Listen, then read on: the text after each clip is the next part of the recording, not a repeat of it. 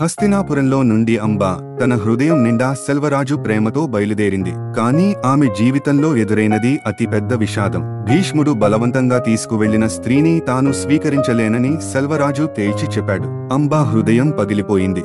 దీనికి కారణం భీష్ముడే అని భీష్ముడు దగ్గరికి వచ్చి నన్ను వివాహం చేసుకో అని అంబ భీష్ముడిని అడిగింది. కాని భీష్ముడు నేను పెళ్లి చేసుకోలేను, నేను జీవితం అంతా బ్రహ్మచారిగా ఉంటాను అని ప్రతిజ్ఞ గురించి చెప్పాడు.